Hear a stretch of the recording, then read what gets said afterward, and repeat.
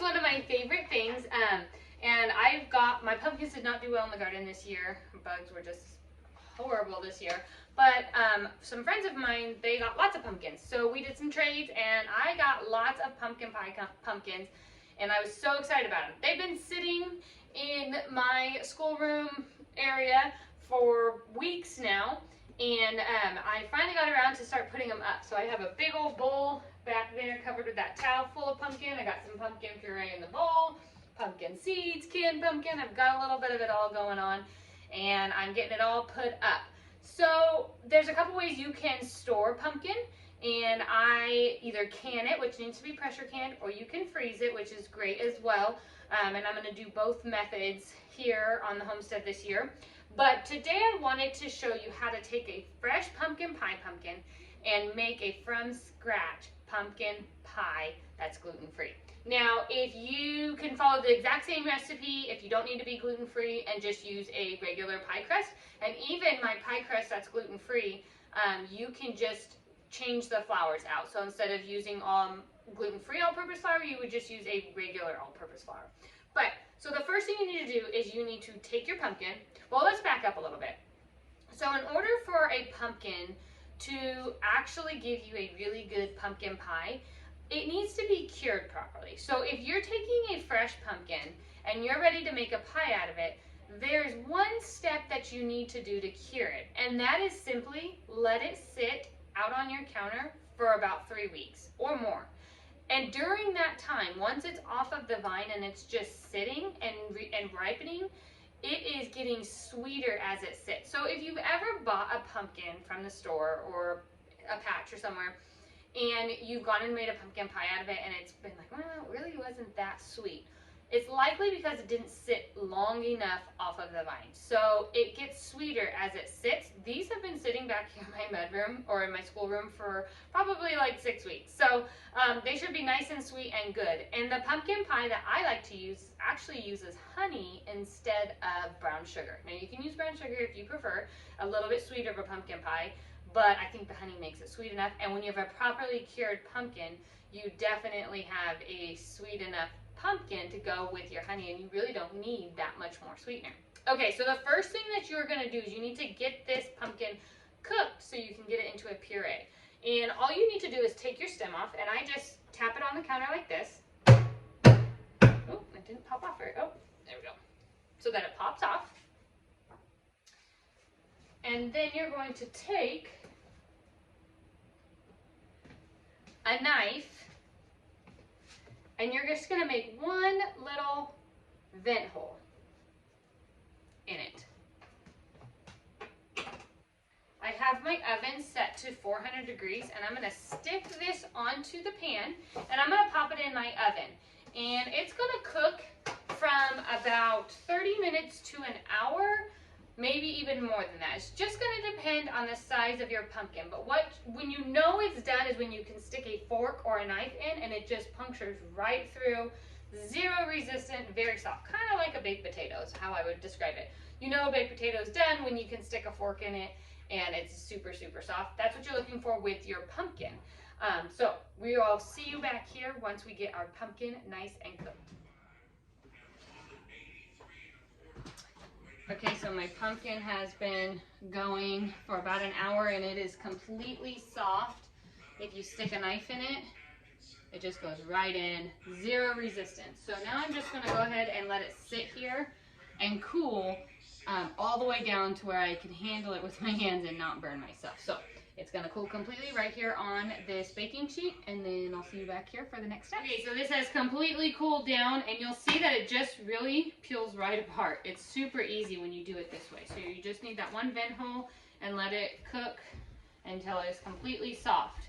Once it's cooled down, you can just peel it right away, and I'm just going to open this right up and peel out all of my seeds and everything in it, throw it in a blender, and go ahead and blend it up until it's a puree.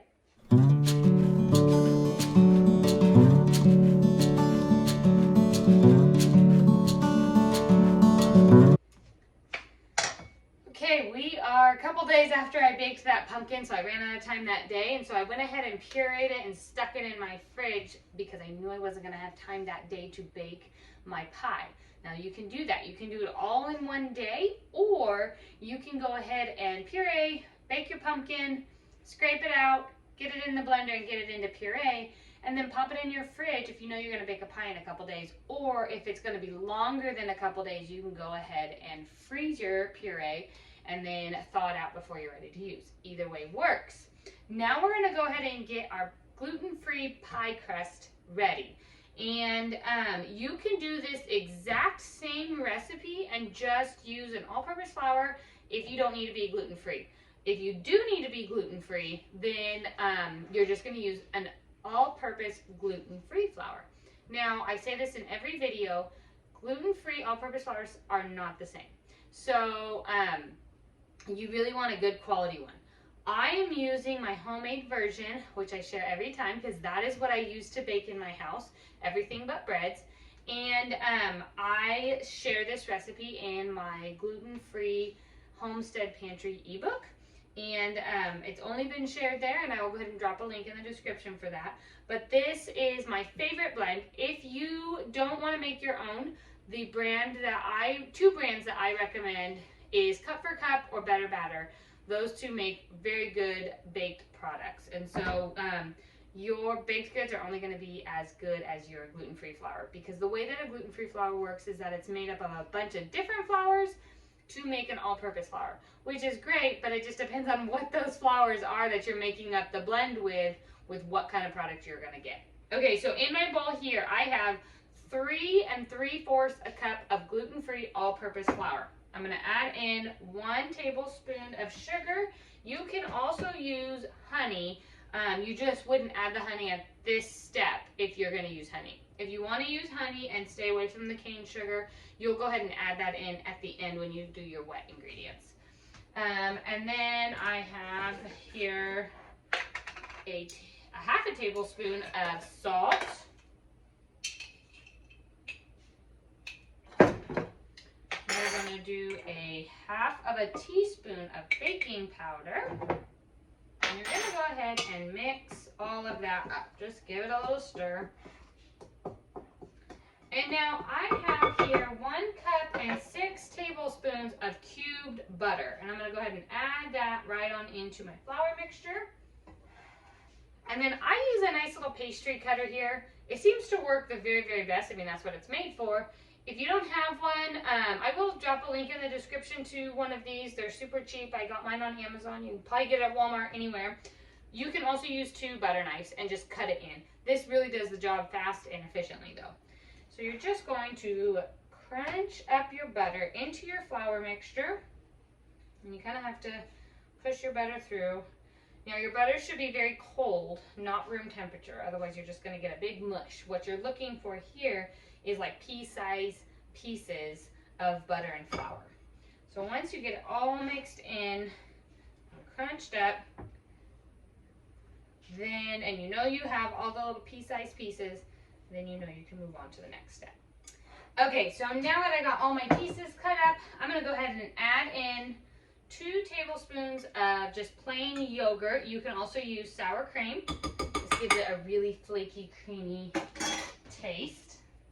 This is just my homemade yogurt that I use out of my raw milk. Kind of made a mess there. And then I'm going to put in 1 teaspoon of apple cider vinegar. And then in this I have 2/3 a cup of very cold water. I actually have a couple ice cubes in it. I'm going to go ahead and take those ice cubes out, and that's just to make sure it stays nice and cold while you're doing the other steps to the pie crust. Now I'm going to go ahead and pour in half of this. Gluten-free is kind of tricky.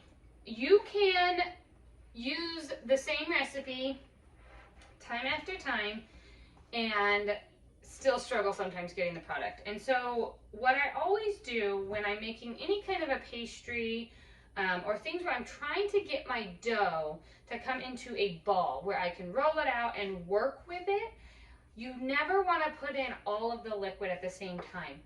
For whatever reason, the humidity, the temperature of your kitchen, all of those things makes it adjust, and it's never exactly the same. And so I have just found and learned the hard way that you add half, Mix it up and then add as you need to. Sometimes you might use that full 2/3 of a cup. Sometimes you won't, and you just don't know from time to time. And so you just want to, it's hard to correct once you put in too much liquid. You can add flour, but it's just not as easy to correct. Now, I stopped using the spoon because it was just getting too hard, because you're looking for a ball of dough just like any other pie crust that you would make.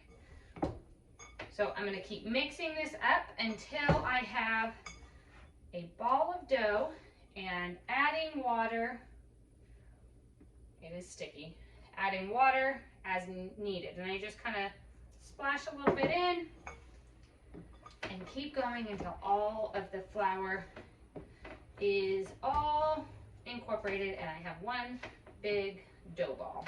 Okay, so I have my dough here. It's not sticky at all, maybe a slight little stickiness, but not bad.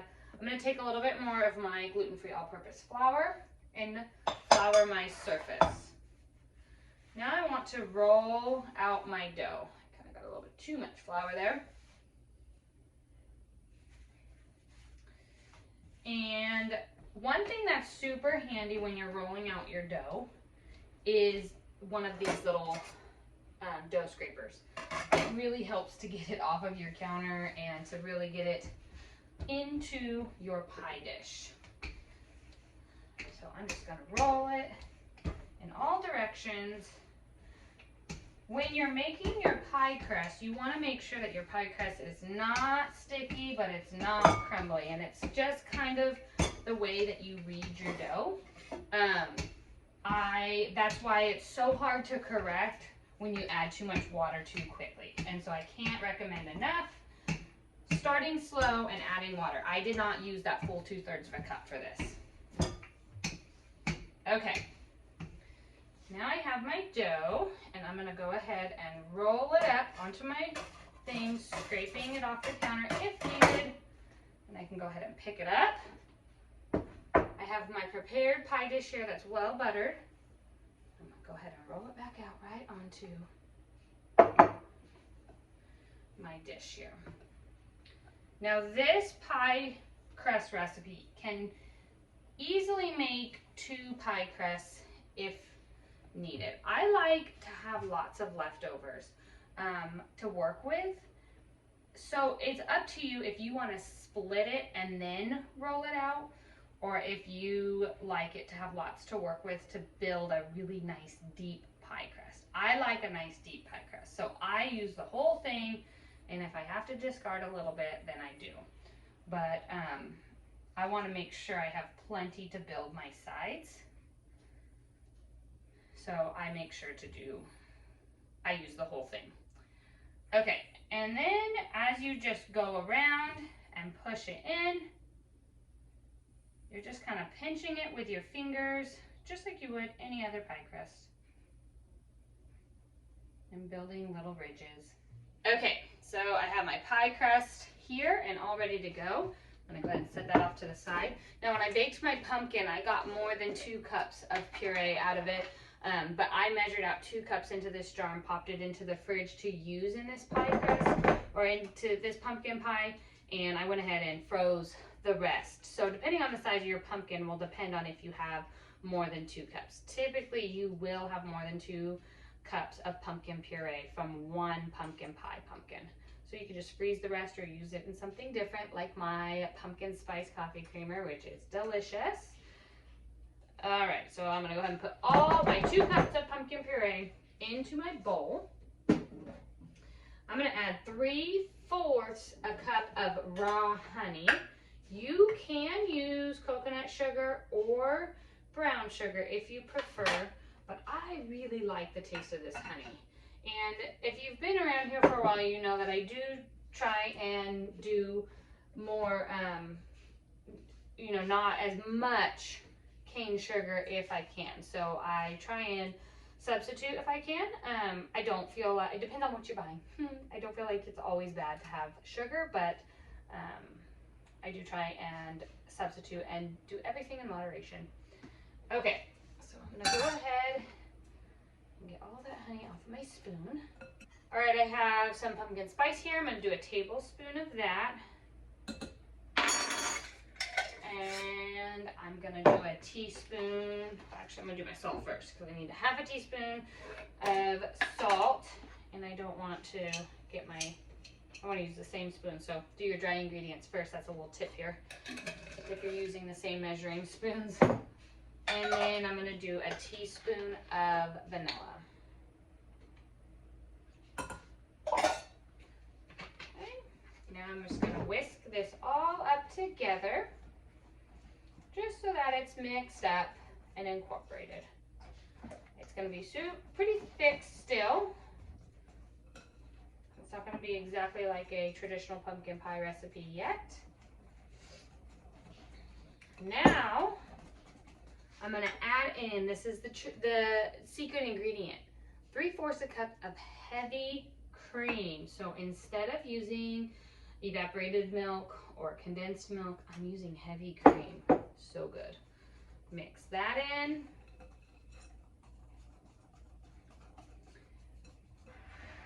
And then I'm going to crack 3 of my eggs here into my measuring cup and give it a whisk before I add them into the bowl.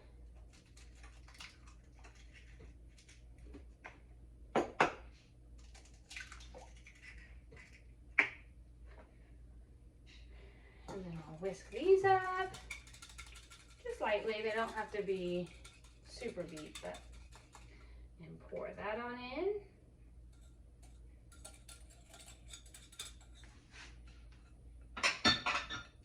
I'm gonna go ahead and whisk all of this together until it's nice and mixed.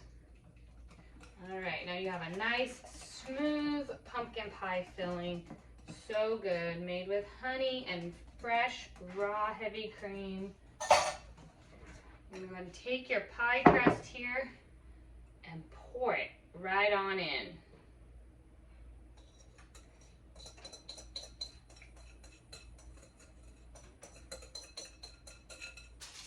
Okay, so you can do this one of 2 ways. You can go ahead and bake your pie for about 25 minutes and then cover with tin foil or with a pie shield so that your crust doesn't get too burned, or you can do the pie shield tin foil first and then take them off and bake the rest of the way. I like to do it first. I've done it both ways, and the reason is because I don't want, it's hard to put this on when your dish is hot and you are getting ready to burn yourself. So I usually put on some foil just over the tip of your crust. It doesn't need to be super fancy.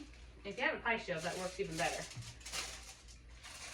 But you're just trying to prevent your crust from getting over baked.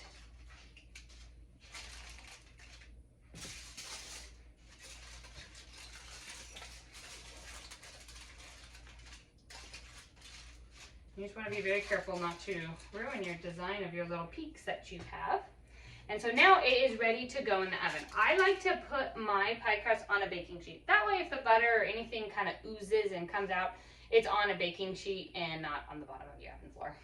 Okay, I'm gonna have my oven set here for 375, and I'm gonna go ahead and stick my pie in.